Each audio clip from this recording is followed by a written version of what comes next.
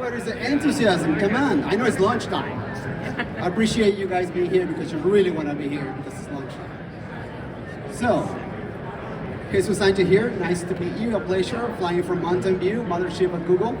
I've been at Google for 3 years. I lead one of the retail practices and retail team out of the West Coast, overseeing pure players, e-commerce, reason why I'm here talking to you, and we're going to be talking about Google AI. Some of the developments, some of the advancements, some of the techniques. I'll try to give you as many best practices that we hear from clients and advertisers, how they're embracing AI and how they are preparing themselves for the future. Obviously, challenging times across the border, but I'll try to give it a shot to give you an overview of how Google is seeing e-commerce, where AI is going, how marketers and brands are using, leveraging AI, like to make sure that you stay competitive, your brands are forefront, and you get a good footprint for e-commerce.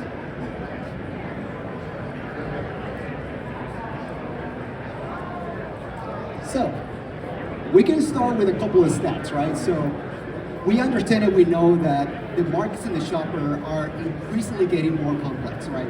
The sentiment, the behavior, shoppers want the lowest price when it matters, but they also want brands that align to their values. And you see a lot of the brands succeeding today are the ones that, yes, they have that price point and that emotional connection with the customers, but also speak to the values, also speaks to the way of how they live their life. How do we connect with the clients or with the consumers with that emotional context that give the story of the brand. So you see brands are becoming storytellers. They are finding ways and finding opportunities that they can connect with those consumers. And we see some of the stats in here.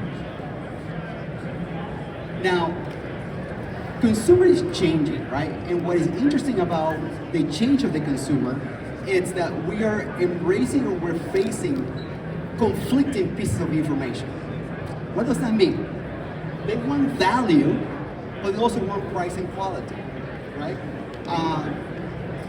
They want personalized experiences, but they want the data to be private, to be secure, right?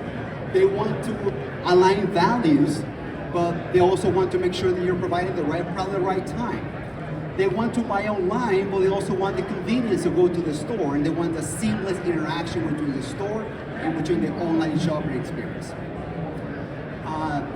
They obviously want curated, personalized experience, but they also want assortments and services and products that speaks to them and to the values, so it's curated and personalized for them. So the life of a marketer, how many here are marketers? Only a lone wolf is a marketer? We got another one over there? Okay. So the life of a marketer, the life of an e-commerce player is becoming quite challenging because we have to align and balance all these different values across the ecosystem of shoppers.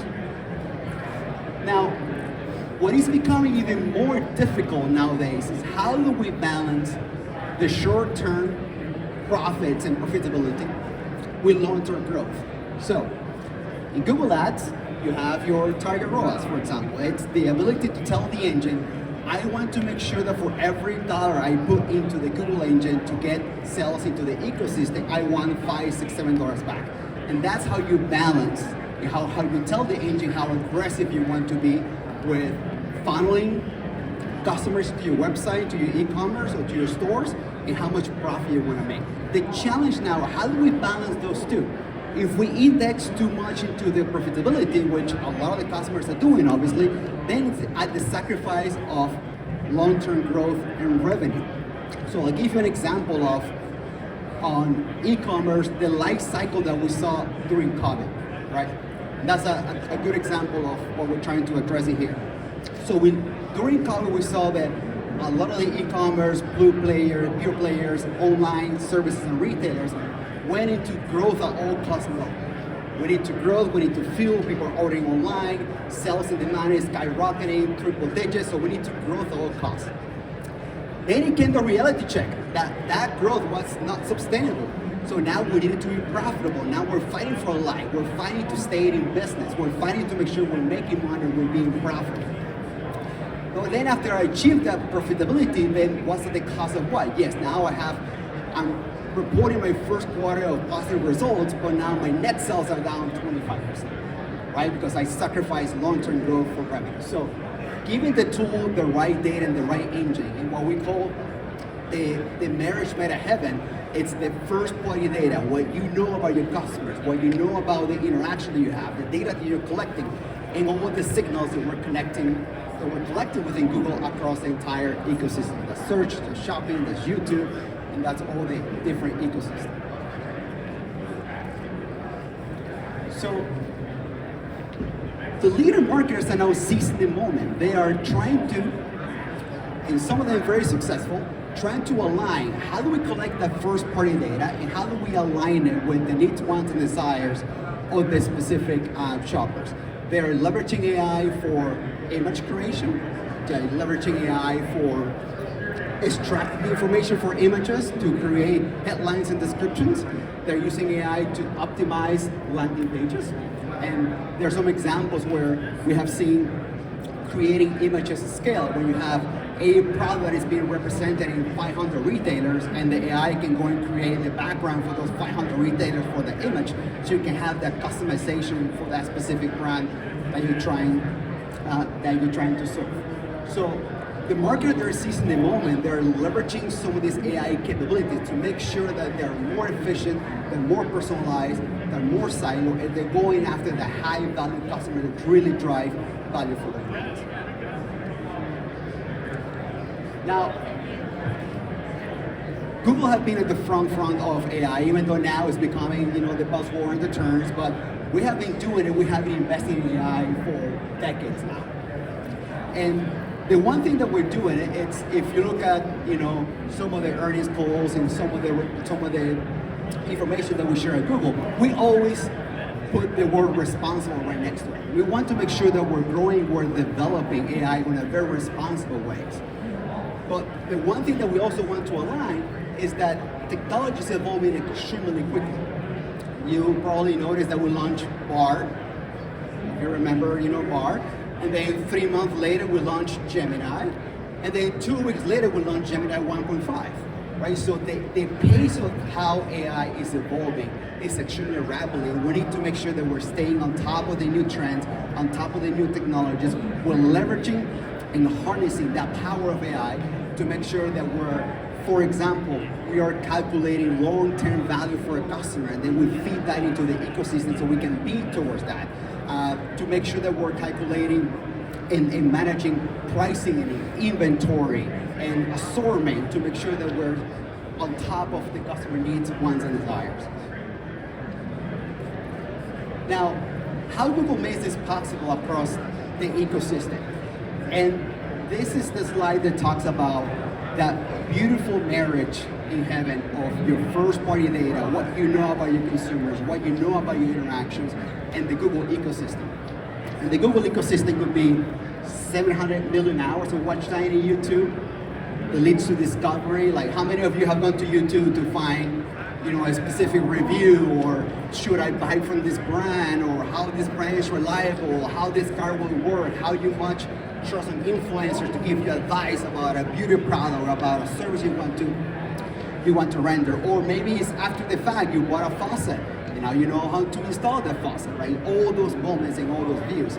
But the marriage in heaven is your first party data, what you know about that consumer, and this is the third time I'm saying it, but I'm going to say it 5 more times to make sure that we leave this room with the knowledge that that is the most important thing. And the signals of Google. But what are the signals? The signals are the billions of users that we have across YouTube, across Gmail, and Google Maps, and search, and shopping, and photos, and Android, and the entire ecosystem. They give the engine and the advertiser the power to ingest the signals, and then understand when is the right moment to be in front of the client.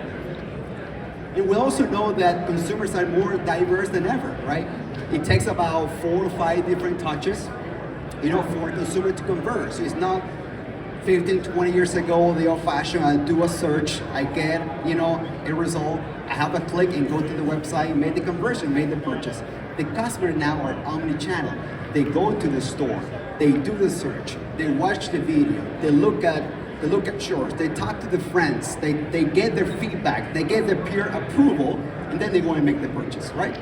Obviously, every single merchandising and advertise a little bit different, but that's what we're seeing, highly touch, and the final conversion is coming through multiple touches, average of 4 or 5. Now, how do we work through that ecosystem? We help consumers about a building of them every day through that shopping journey.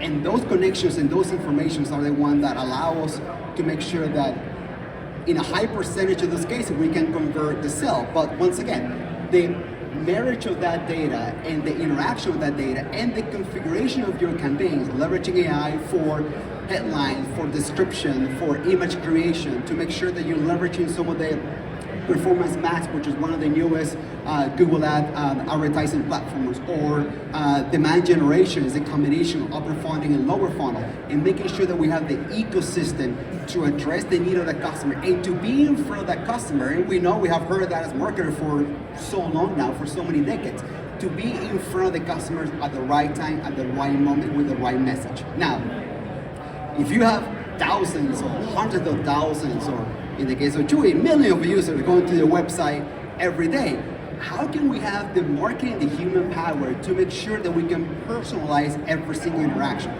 We got billions, if it's not trillions, of signals about consumer behaviors, interaction.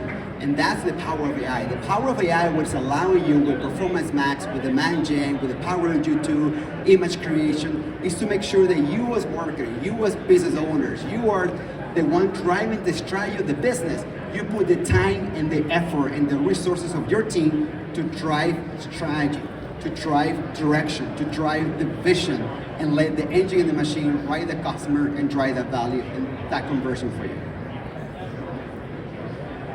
Now, this is a stat that sometimes becomes shocking to people, right?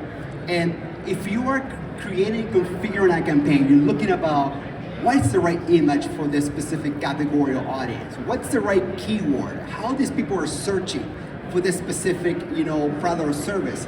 Well, the stat that is fascinating, it's not that public, I don't know how public knowledge it is, but about 15% of the searches that we see as Google every day are new. We haven't seen them ever before, right? So this means that it's a little nuance or a little trick of how people are searching on the specific campaigns. I'll give you an example from live example. Talking to a merchandising or an apparel company, they have a target audience of Gen Z and high schoolers, like kind of like a young audience. And then we're talking about what kind of keywords and strategies and tactics that we're using. I'll give you a personal example. I have a son in high school, and I have to Google one of every 10 words that he said. I just don't get it, right?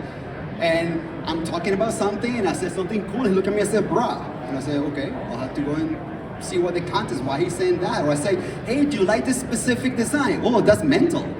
Okay, well, let's go and Google that because I'm not sure I'm understanding what he's saying. So then as a marketer, how do we understand how those high schoolers are searching across the nation? I'm pretty sure the high schooler in California and Florida and Illinois are searching and using broad a different term and different words, or maybe mental has a different meaning. So broad match is a product that we have within Google that allows you to make sure that, yes, within the boundaries of what you know about your consumer and how they search and how they behave, then we can expand and allow the AI to really understand the nuances of that user, understand the intent of that search to make sure that we can serve the right product at the right time. Now, this is the part where it becomes fascinating, right? Across the entire ecosystem, and it's not only at Google, right? You got Meta, obviously with Instagram, with Facebook, you got TikTok and Twitter and LinkedIn, other players. But people are coming to all these different digital platforms to watch, learn, and trust, to save and engage, to look and search and really investigate, do the research.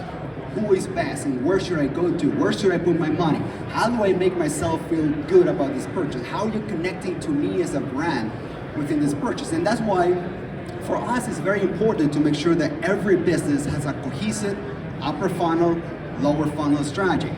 I have only one marketer hand raiser, so let me explain what that means. To make sure that we are educating consumers with awareness of our brand. We are here and we exist. I'm raising my hand that I exist. And I have a message for you.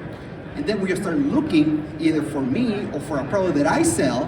When I show up, you say, "Hey, I remember you. I saw a video about you. and the message you said connected with me. So I'm gonna give you the benefit of the doubt, I'm gonna give you that click. I'm gonna go to the website and find out more. So it's to make sure that we understand that customers are interacting with us across multiple channels, across multiple ways, consuming multiple digital products. And we need to make sure that we're not losing and seizing the moment. I'll give you another example. Talking with a very large department stores, we did analysis for them because they are very good in being on front customer with search and shopping. Fantastic, we love that. That's where we have a lot of demand.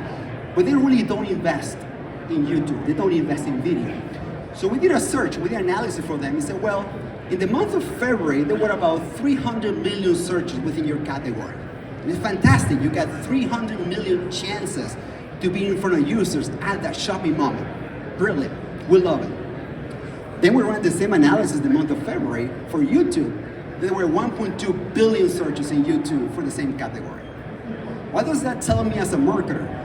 I missed 700 million impressions, 700 million times in the month of January to be in front of that consumer or that shopper where he was actually, or she, researching on that moment to buy.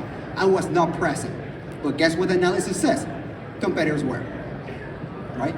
So it's to make sure that we're right in the moment and we're taking into account all the channels in the ecosystem. We're gonna get later a little bit more into marketing modeling mix to make sure that how do we understand where do we invest our money? How do we see marketing as a growth, money driver center and not as a cost center? And that's kind of the shift that we're seeing now within the CMO and the CFO and the interaction with the marketing and finance. How do we create and how do we empower marketing to be a profit center, not a cost center, which is usually how it's labeled on accounting systems. So one thing that we do pretty well, it's driving e-commerce, right? So connecting all the dots and connecting all that journey across the Google ecosystem with empowering you with the data, with the analysis, with the audience to make sure that you're making the right decisions and you're putting the dollars when it's the most valuable to you, to your brand, at the moment that matters to you the most.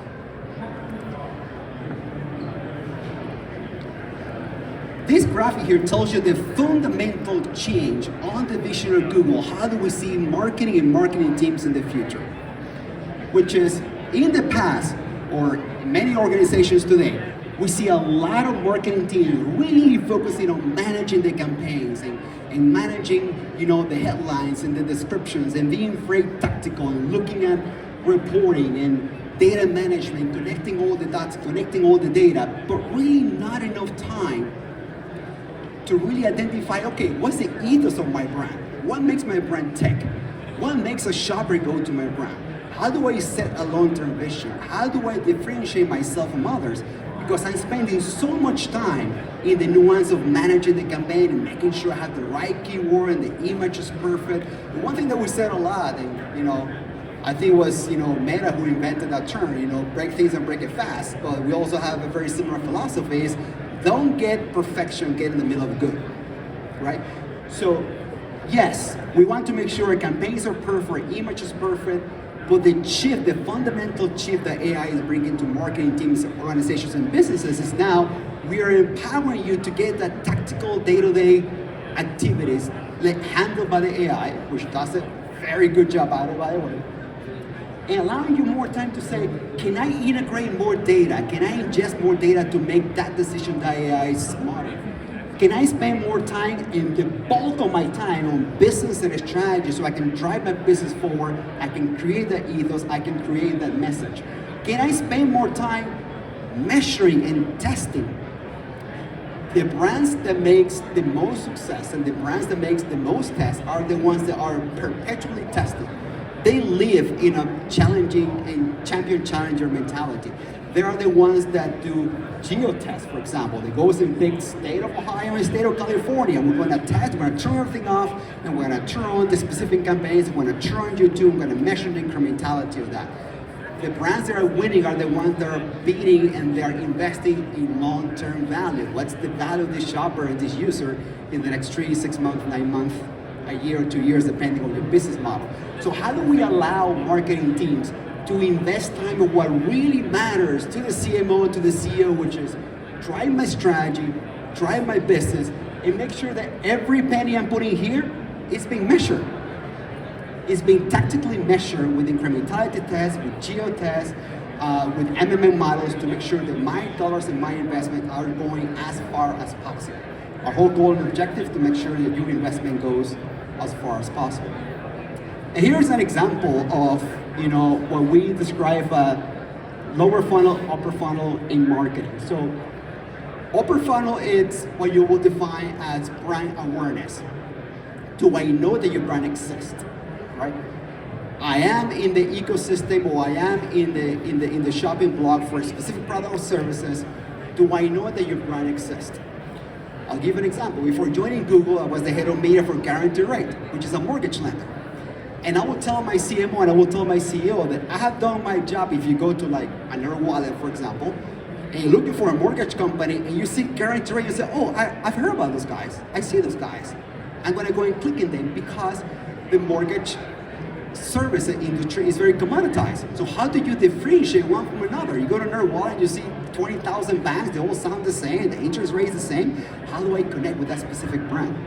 So brand awareness is super important because most of the time people are searching, they're not searching for you, they're searching. And we need to make sure that they are aware that you exist, that you're aware of what the value you drive to them, and they're aware about the vision and the values of you as a company, your purpose, your ethos. Why are you in business? Why are you doing this? You make that emotional connection through brand awareness. And you know what is super hard? Very, very hard when you are in a shopping campaign or a search campaign, and in 1 or 2 sentences to tell the customer and to tell the user what is your value, why you're different, why you're important. In that occasion, in that interaction, when the user is in a very intent mode, those 2 sentences are geared towards conversion. You want to highlight a value in pricing, a value in speed on delivery. You want to highlight a value or a specific product or feature of that product because the consumer is in shopping mode. I'm going to click and buy it right now. Well, why would I click in your brand if I don't know who you are, I don't know what value you provide? So brand awareness is super important. Mid-funnel is consideration. Well, I'm shopping for a mattress. I went from 10 brands that I know to the 3 ones that I'm considering. So within that consideration mode, how do we make sure that we have the right frequency, the right material, and the right creative that is talking to the audience to make sure that I'm presenting the right content? Now I'm in the decision mode, I'm in consideration mode. I'm trying to pick one of the 3 mattresses, and I'm going to go and research and watch videos and look at reviews to see which is the one I'm going to connect with. Right? And an example of mattresses could be like, all of them sound pretty equal, but I'm gonna go with the mattress that connected with me because the mission of the company is for every mattress that you buy, they donate one to a home shelter. That connected with me, so I'm gonna go in my consideration mode to consider that specific brand. But in the consideration mode, what is important is you wanna be in front of the customer as much as possible to make sure that you close the sale. You go to the lower funnel part when the customer says, purchase. And that's the part where AI unlocks a massive power for you because now you can customize headlines, descriptions, landing pages, and images for that specific user, for that specific audience. So if I'm a sports apparel company and I live in the Bay Area, right? So I'm trying to sell a Golden Warriors, NBA shirt. If I can, on that moment of consideration, if I can put a golden shirt on the stands of a user, waving the hands with a Stephen Curry number, the propensity for that consumer to convert is way higher because I'm speaking to what he's searching, speaking to the value. I created that image from nothing on the fly for that user. And that's the value that unlocks the beauty of AI.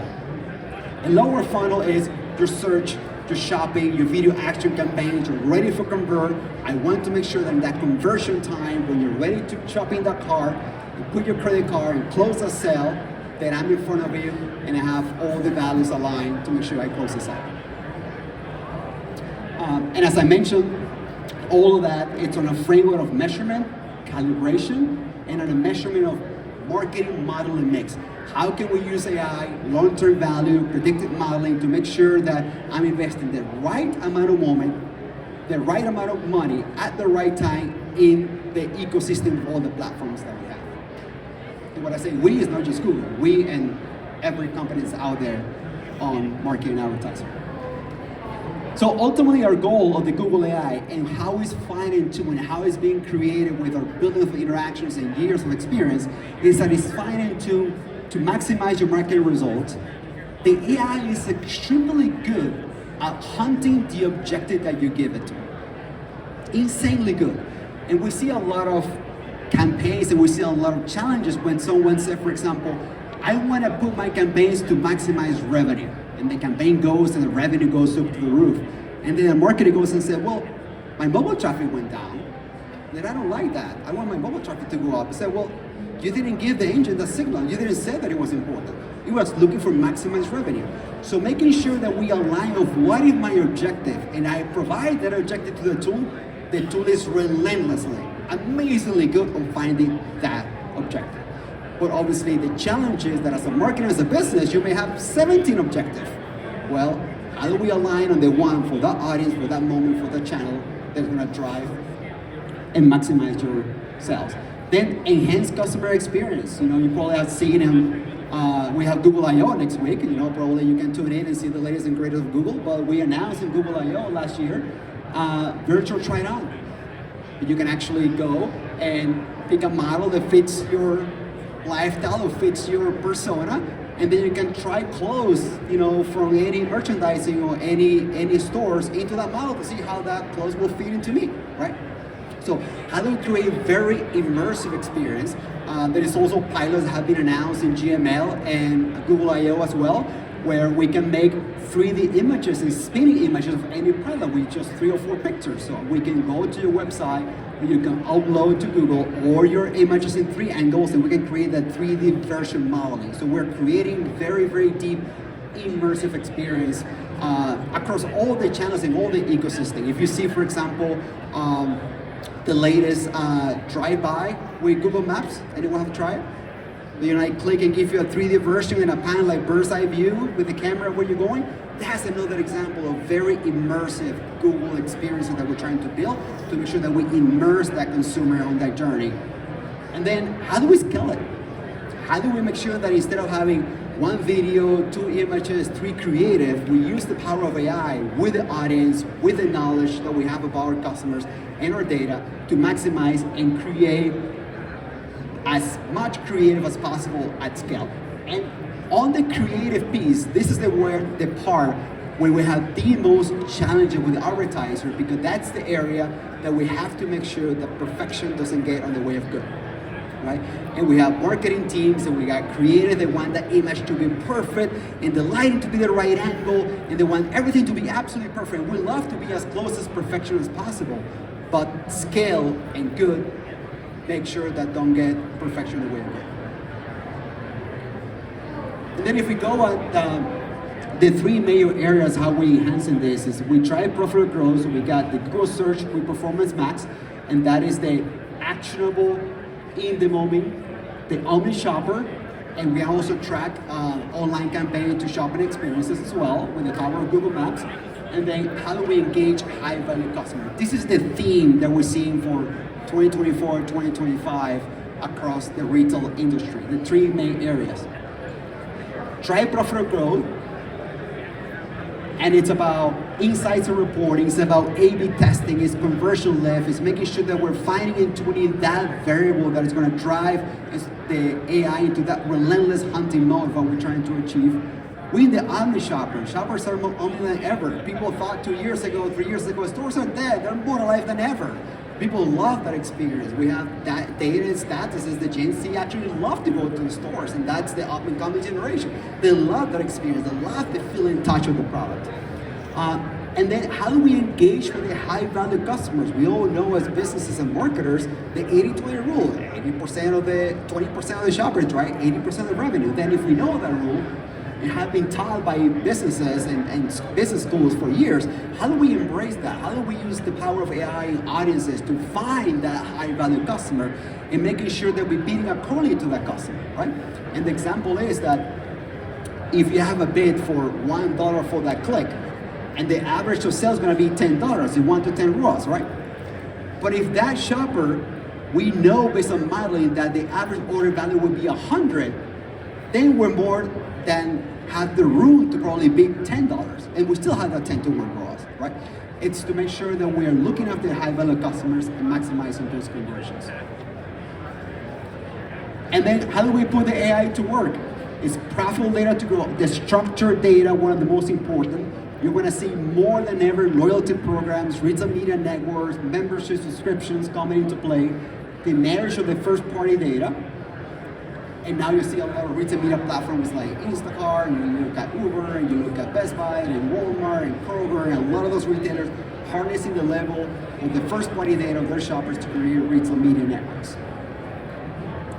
We in the omni shopper, once again, stores are not going away, is how do we use local assets, local inventories, Google My Business website to make sure that we address the value of that visit, the value of that shopper to my store, and then fine tune the campaigns to make sure that we have that channel-less experience, that it doesn't matter if you're searching for the store in Google Maps, or you took a picture, or you got a Gmail or an email, or you did a search and watched a video on YouTube.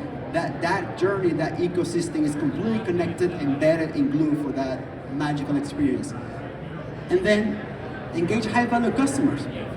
How do we make sure that we foster our communities, our influencers, people that can speak for our brand? How do we create an ecosystem of videos with our branding, with a message, with an ethos? How do we know that our marketing team have more time on hands to really work on the strategy on the business? How do we facilitate more partnerships? How do we leverage our latest product, which is demand generation, which is a social product? How do we use YouTube Shorts? We now have, billions of views every month, and YouTube streams and the feeds and discovery within Gmail and news, and create that ecosystem for that beautiful shopping experience. And that's how we're gonna win tomorrow. So I think that you heard me saying the word AI.